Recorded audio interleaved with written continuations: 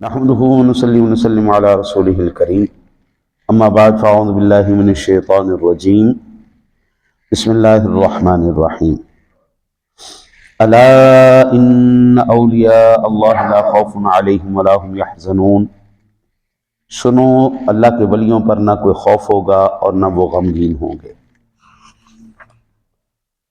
اللہ تعالیٰ کی توفیق سے آج انتہائی ایک اہم ترین مسئلے کے اوپر بات شروع کرنے جا رہا ہوں۔ یہ لفظ ولی جان بوجھ کے اتنا متنازع لفظ بنا دیا گیا ہے اور اس کی حامل شخصیات کو اتنا متنازع بنا دیا گیا ہے، صرف اور صرف جہالت اور ہر دھرمی کی وجہ سے۔ سچ جو ہے، سچ یہ بعض مرتبہ پارٹی بازی قبول نہیں کرنے دیتی۔ پارٹی بازی سچ قبول نہیں۔ میں ایک موٹی سی مثال دوں۔ ہمارے ملک پاکستان کے اندر کتنی سیاسی جماعتیں ہیں، ان کے سب کے ایک ایک لیڈر ہے۔ ایک جماعت والا دوسرے جماعت کے لیڈر کو پسند نہیں کرتا اور اس کی کوشش ہوتی ہے کہ نہ صرف لیڈر کے اوپر بلکہ اس کے ہر عہدیدار کے کردار کشی کی جائے، جس کی وجہ سے اس کا تشخص جو ہے وہ پامال ہو جائے اور وہ سمجھ میں نہ آئے، شخصیت لوگ متنفر ہو جائیں۔ یہ آج جو ہمارے معاشرے کے اندر شدت پیدا ہوئی ہے، اس کی وجہ کیا ہے؟ اس کی وجہ یہی ہے کہ جب سے معاملات نااہلوں کے ہاتھ آئے ہیں، بیڑا غرق ہو گیا۔ ورنہ سیاست پہلے بھی ہوتی تھی، سارے معاملات پہلے بھی ہوتے تھے، لیکن اتنی غلاظت پہلے نہیں تھی جتنی آج آ چکی ہے۔ اسی طرح جتنی جہالت آج ہمارے، اب رات کو میں آپ کو مزے کی بات بتاؤں، رات 1:30 بجے مجھے فون آیا جی۔ اچھا جی، میں سو رہا تھا، میں نے بند کر دیا، پھر آیا، وہ 5-6 دفعہ آیا۔ میں نے بھی کہا پتہ نہیں کوئی ایمرجنسی ہوگی، میں نے پھر اٹھا لیا۔ میں نے کہا ہاں جی۔ کہتے ہیں مفتی صاحب ایک مسئلہ بتائیں۔ میں کہا کیا ہو گیا؟ کہتے جی ہمارے یہاں پہ ایک حدیب صاحب بیان کر کے گئے کہ نبی پاک صلی اللہ علیہ وسلم وضو کر رہے تھے تو کوئی سائل ان کے دروازے پہ آیا اور حضور کے پاس کچھ بھی نہیں تھا، تو حضور نے اپنے سارے کپڑے اتار کے دے دیے۔ میں کہ انا للہ و انا الیہ راجعون۔ میں کہ خدا کے بندے، اگر مسئلے پوچھنا تھا تو صبح پوچھ لیتا، اور تو مسئلہ پوچھ رہا ہے مجھ سے، سن مسئلہ رہا ہے اس سے، جس سے مسئلہ سنا اس کو کہ وہ حوالہ دے۔ اگر جی مجھے حوالہ دے دیئے، کہاں پہ لکھا ہوا ہے؟ میں کہ میں تیرا ملازم ہوں؟ خدا دے بندے آج جیڑا بیان کر رہا ہے تو انہوں پھڑ بھائی، تو مسئلہ بیان کیتا ہے کتے لکھا ہے؟ تو دس سانوں۔ اتنی جرت نہیں ہوتی جن سے سن رہے ہیں ان سے یہ سوال کر سکیں کہ یہ جو آپ نے مسئلہ بیان کیا یہ کہاں پہ ہے؟ یہ مسئلہ جو اب معاذ اللہ ہم نے عمر گزر گئی ہے حضرت صاحب، اس صدی کے قریب ہم دیکھ چکے ہیں اور ساری زندگی پڑھی کتابوں میں ایسی روایت آج تک میں نے پوری زندگی میں نہیں سنی، کہیں پر بھی نہیں پڑھی، ضعیف روایتوں میں بھی نہیں پڑھی کہ ایسے کوئی حرکت ہوئی ہو کہ حضور سے کو مانگنے آیا تو حضور کے پاس کچھ بھی نہیں تھا تو آپ نے اپنے سارے کپڑے اتار کے دے دی۔ یہ تو ویسے ہی توہین ہے سرکار کی۔ آپ نے ویسے کسی کو چادر عطا فرما دی، اپنی شال عطا فرما دی، رومال دے دیا، ٹوپی دے دی، یہ ایک الگ بات ہے، لیکن پورا ننگا ہو جانا یہ حضرت میں نے تو زندگی میں کہیں نہیں پڑھا۔ اور رات 1:30 بجے 2 بجے بھائی جن نے تقریر سننا ہے 2 بجے تو اندھے کو پوچھنا یار ایک تو بیان کیتا کہ تو کیتا؟ میں جو بیان کرتا ہوں میں اس کا ذمہ دار۔ آپ آج نہیں، کل نہیں، برسوں نہیں، ہفتے بعد بھی پوچھ سکتے آپ نے فلاں دن یہ بیان کیا تھا، اس کا حوالہ کہاں ہے؟ میں آپ کو دینے کے لیے تیار، کیونکہ مجھے پتا ہوتا ہے میں نے ہمیشہ پڑھ کے دینا ہے، میں نے پڑھ کے میرا مسئلہ بتانا ہے۔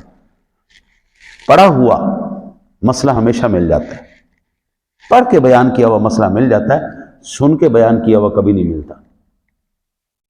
سنی سنائی بات کا کوئی حوالہ نہیں ہوتا، پڑھی لکھی بات کا ہوتا ہے حوالہ۔ اب یہ انہی معاملات میں سے ایک یہ مسئلہ ہے کہ ولایت کے معنی کیا ہے۔ پہلے ہم یہ سمجھتے ہیں ولایت کے کیا معنی ہے۔ ولایت کا سب سے پہلا معنی یہ قرب ہے. ولایت کے معنی قرب ہے. کیا ہے؟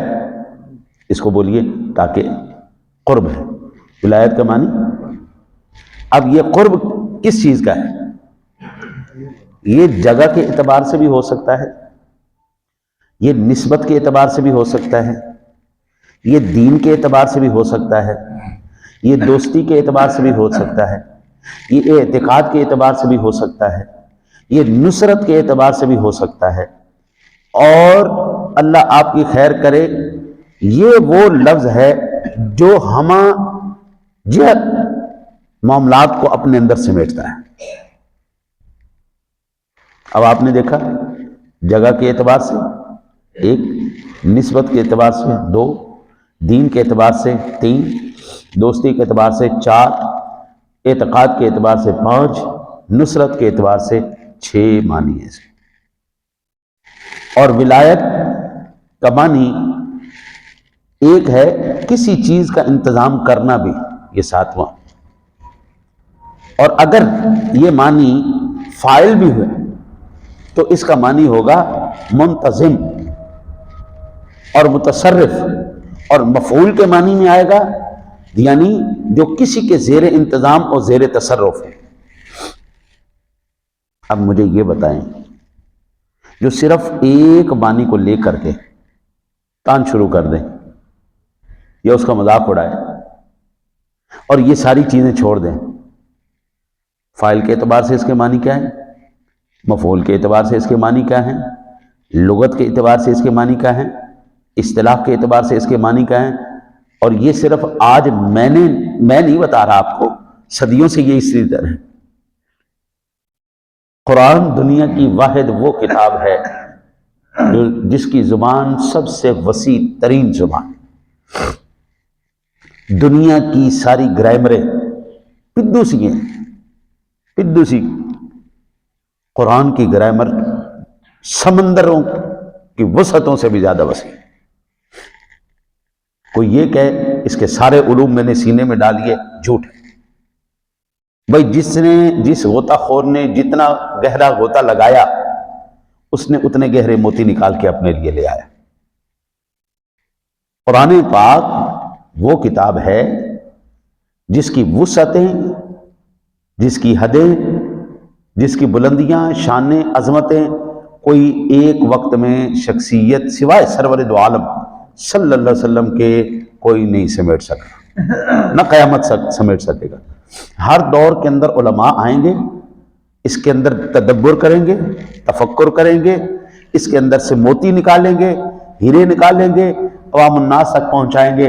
اس کا فیض قیامت تک جاری رہے گا، قیامت تک اس کا سلسلہ اور فیض جاری رہے گا. ہر دور ایک نیا جہت کا پہلو قرآن کا سامنے لائے گا. ٹائم ٹریولنگ آج سے 200 سال پہلے کوئی بات کرتا نا جی، ٹائم ٹریولنگ کا، ٹیلی پورٹیشن کا ذکر قرآن پاک کے اندر ہے. قرآن پاک کے اندر آسمان کے دروازوں کا جو ہے وہ ذکر موجود ہے کہ فرشتے کن دروازوں سے آتے ہیں، کن دروازوں سے جاتے ہیں. رسول اکرم صلی اللہ علیہ وسلم نے ٹائم ٹریولنگ کی تھی معراج کی رات. اگر یہ 200 سال پہلے کوئی بات کرتا تو کسی کی عقل میں آنی نہیں تھی ٹائم ٹریولنگ کیا بلا ہوتی، ٹیلی پورٹیشن کیا بلا ہوتی ہے، یہ وہ دروازے کیا ہوتے ہیں، بلیک ہول کیا ہوتے ہیں، ہے نہیں. یہ جو ملکہ بلقیس کا تخت آ گیا ایویں لمحوں کے اندر، اس کو ٹیلی پورٹیشن کہتے ہیں، وہاں سے یہاں پر ایک سیکنڈ کے اندر، لمحوں کے اندر وہ کر دینا. اور یہ کیا ہوتا ہے، مردوں کو زندہ کر دینا. جو خضر علیہ السلام موسیٰ علیہ السلام کے ساتھ ملاقات کرنے گئے تو اس مقام پر جہاں پر وہ مچھلی زندہ ہو گئی. اور یہ سارے واقعات قرآنی واقعات ہیں، یہ قرآن کے وہ پہلو ہیں. اگر 200 سال پہلے یہ قرآن کے پہلو کھولتے کسی کو سمجھ میں نہیں آنے تھے. لیکن آج ہر کوئی جانتا ہے کہ راکٹ کی رفتار، یہ جو آپ نے جیمز ٹیلیسکوپ بھیجی ہے نہیں ہمارے سائنسدانوں نے، اس نے لاکھوں نوری سال کے فاصلوں پر اس نے آپ کو بتا دیا کیا موجود ہے. آپ کی بنائی ہوئی مشین لاکھوں نوری سال کا فاصلہ طے کر چکی ہے. اور خود اندازہ کرو جو میرے رب نے اپنے محبوب کو سواری دی تھی اس کی رفتار کا عالم کیا ہوگا. اب یہ اگر 200 سال پہلے مسئلے کھلتے تو بابا کسی کو سمجھ میں نہیں آنی تھی، سیدھے انکار کر دیتے. لیکن آج یہ مسئلے کھلے ہیں، قرآن کے ایک نیا پہلو ہمارے سامنے آ گیا.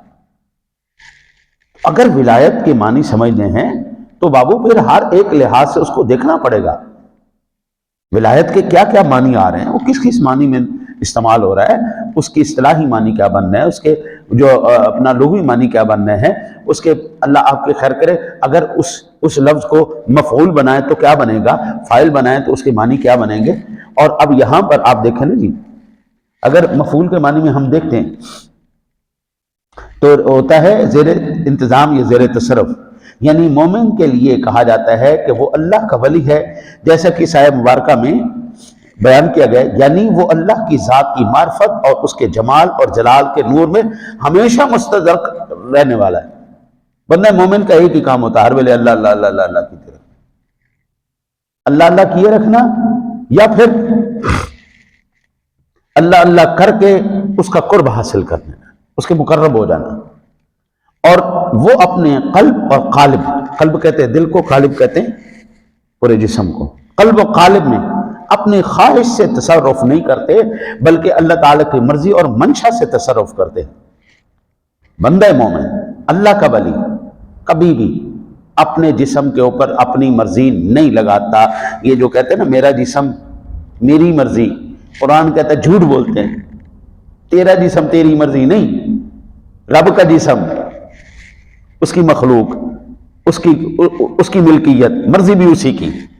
تو اللہ کے ولی کی سب سے بڑی نشانی یہ ہوتی ہے وہ اپنی مرضی نہیں لگاتا، وہ اللہ کی مرضی اپنے اوپر لگاتا ہے اور اسی کی منشا سے تصرف کرتا ہے، اور ان کی ہدایات پر قائم رہنے کا اللہ تعالی متولی ہے، یا وہ اللہ تعالیٰ کی عبادت کا حق ادا کرنے کے لیے ہر وقت اپنے اعضاء میں متولی اور متصرف رہتے ہیں۔ اور یہ بھی کہا جاتا ہے کہ اللہ مومنین کا ولی ہے، قرآن کہتا ہے اللہ ولی الذین آمنوا، اللہ مومنین کا ولی ہے۔ اب صرف میں نے ابھی ولایت کا لفظ کھولا ہے، ابھی ولی کے معنی علیحدہ ہیں، پھر یہ قرآن کا صرف اتنا سا حصہ میں نے آپ کے سامنے کھولا ہے۔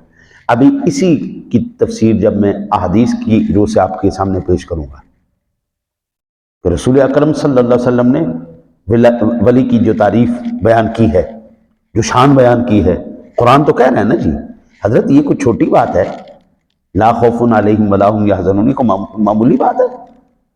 آپ اس کی گہرائی کو سمجھ سکتے ہیں کہ اللہ کا ولی ایسا ہے جو اس نے گزار لی ہے، اس پر اس کو کوئی غم نہیں، جو آنے والی ہے اس کو کوئی خوف نہیں، لا خوف علیہم ولا هم یحزنون، جو گزر گئی وہ بھی اللہ کی اطاعت میں گزری ہے، جو گزرے گی وہ بھی اللہ کے حکم پر گزرے گی، اس کو تو پریشانی کوئی نہیں۔ اللہ کا ولی 24 گھنٹوں میں سے ہر ایک منٹ سیکنڈ کے لیے تیار رہتا ہے جب مرضی اللہ کا حکم آ جائے۔ حضرت سیدنا موسیٰ کلیم اللہ علیہ نبینا علیہ السلام کا ایک واقعہ ذہن میں آیا، میں تمہیں عرض کرتا چلا جاؤں۔ ملک الموت تشریف لائے، یہ مسلم شریف کے اندر بھی موجود ہے۔ پہلے ملک الموت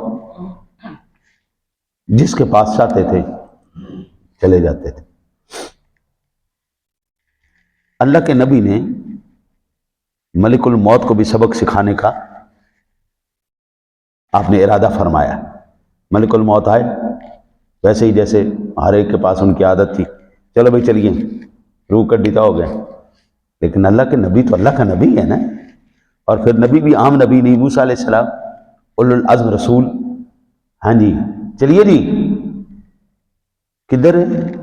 جان کڈنا ہے، کھبے آدھی ماری چنڈ تے ڈیلا کٹ گیا، او باہر ماری چانڈ موسیٰ علیہ السلام نے، ڈیلا نکلے حضرت اسرائیل علیہ السلام۔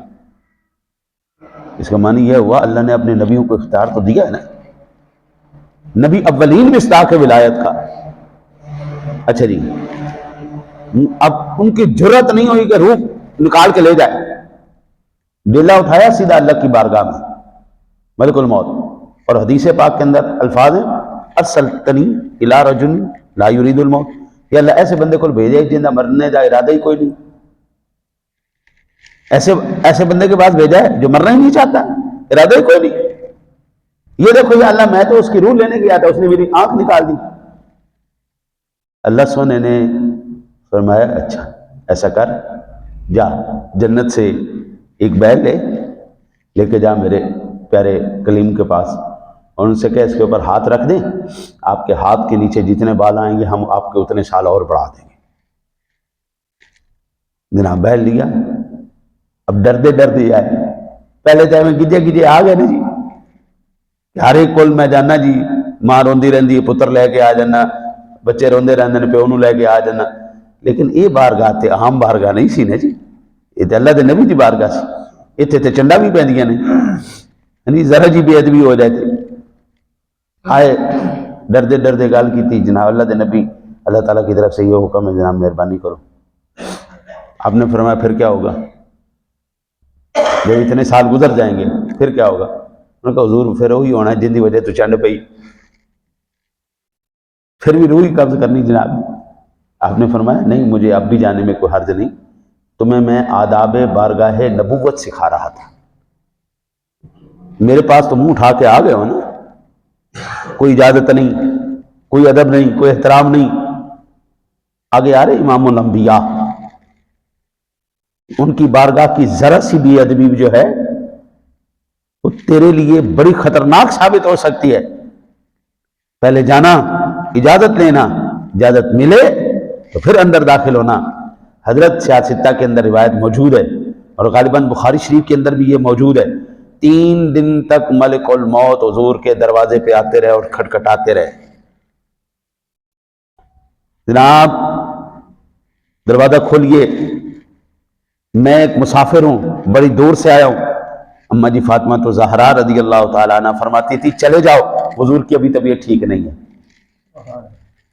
3 دن واپس لوٹتے رہے، پھر تیسرے دن آقا جی جاگ رہے تھے، آقا جی نے فرمایا بیٹا فاطمہ تو پردہ کر، یہ مسافر یہ وہ آیا ہے جو کسی کا انتظار نہیں کرتا، تیرے پردے دا حیا اتنا سی، دروازہ نہیں پھلانگ سکا، تیرا حیا تھا اتنا، دربار رسالت کا حیا سکھا کے گئے موسیٰ علیہ السلام کہ یہاں پہ ادب گاہے زیر آسمان از نازک تر نفس گم کردمی جنید و با یزیدی جا، یہ وہ جگہ ہے جہاں پر اونچی سانس لینا بھی بے ادبی ہے، اپنی سانسوں کو بھی تھام کے آنا ہے، خدا کے اہم بندہ منہ چوک کے آ جائے، یہ کوئی عام گھر ہے؟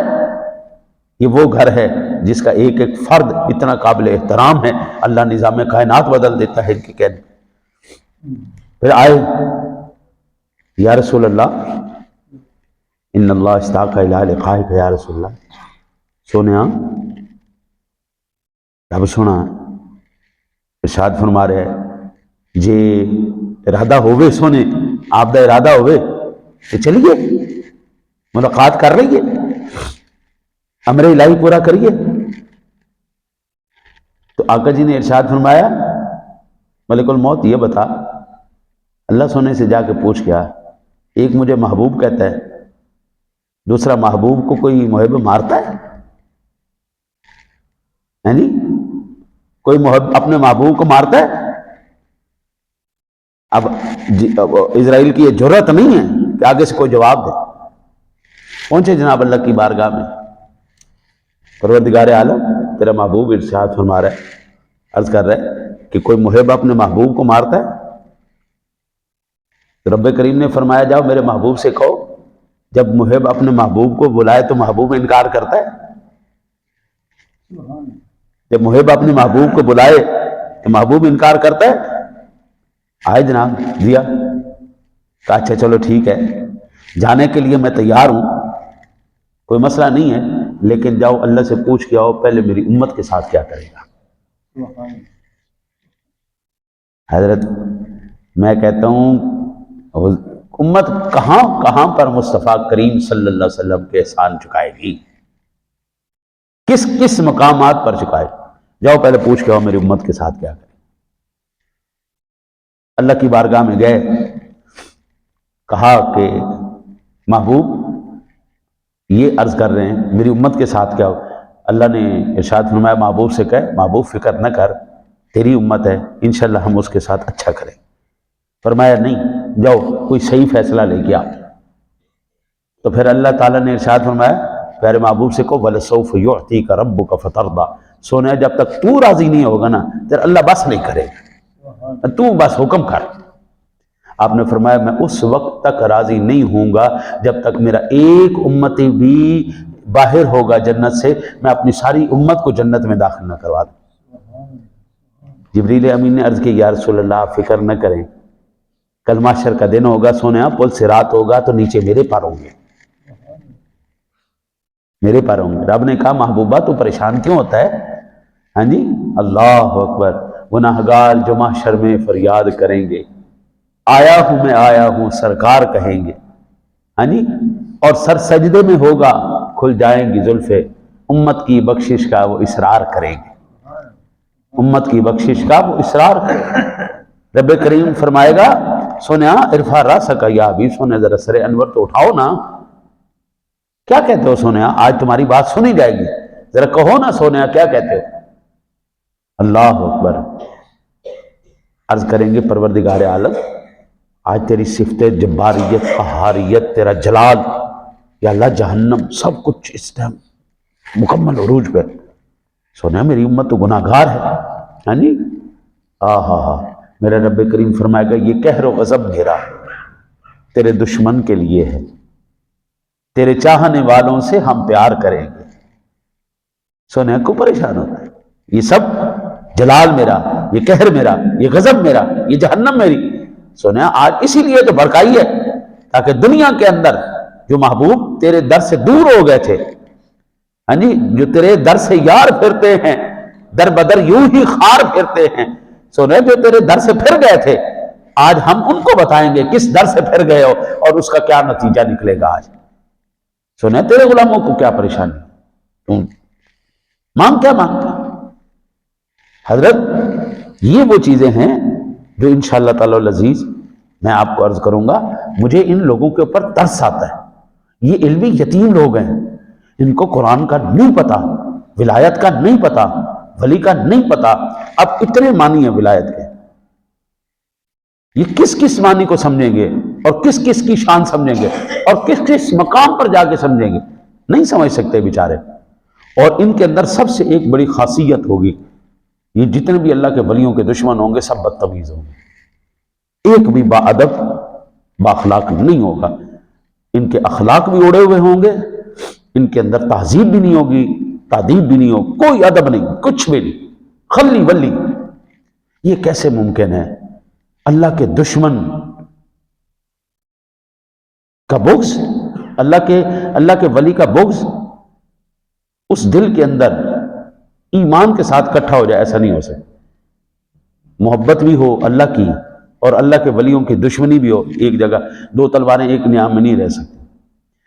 اللہ سے دعا ہے اللہ تعالیٰ آپ کو مجھے عمل کی توفیق عطا فرمائے۔